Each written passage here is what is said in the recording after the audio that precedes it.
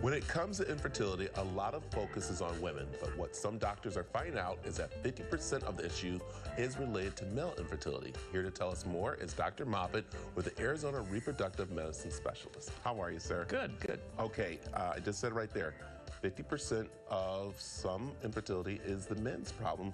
And when women come and get tested, they feel like it's them, it's their fault. But as you just said, we got to come and get tested. Yeah, it's really hard to get our guys to come in, but you know, it's unfortunate. We'll spend a lot of time getting the woman ready, and then boom, at the end we'll find out it's a male problem. So. Okay, so let's talk about why males are having infertility issues.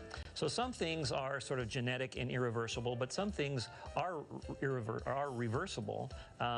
Sperm develop in about a 90-day period of time, and so if we can intervene and change it, it'll improve. So for example, smoking, overweight, alcohol, drugs, those can all suppress your sperm count. Also, the heat can suppress your sperm count. In the summer, when we have somebody who's out in the heat a lot, that can drop their sperm count, and it'll take about 90 days to come back. Yeah. Okay, you said the heat, and I know we're here in Arizona, we kind of like have heat all the time.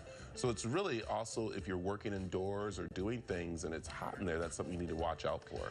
Well, yeah, but we're talking about, you know, significant heat, greater than 100 degrees, you know, that type of thing. If you're working indoors, you're going to be fine. Yeah.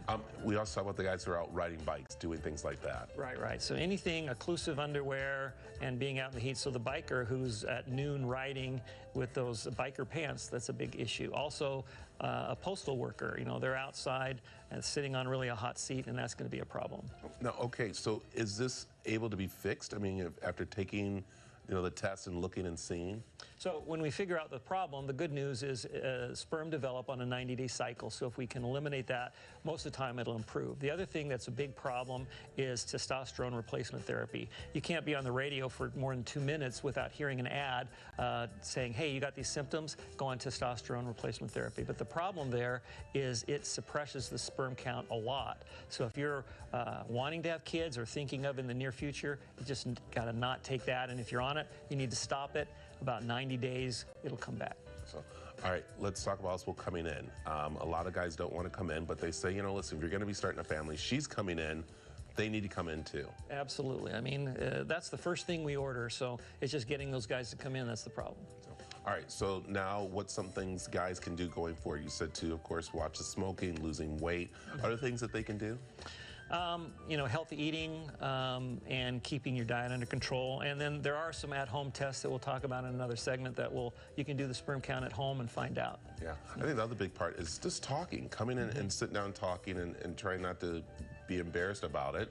But I think it's definitely going to help both them have a healthy family. Yeah, and the good news is we have excellent treatments. Even if it's a genetic problem, we can get around it.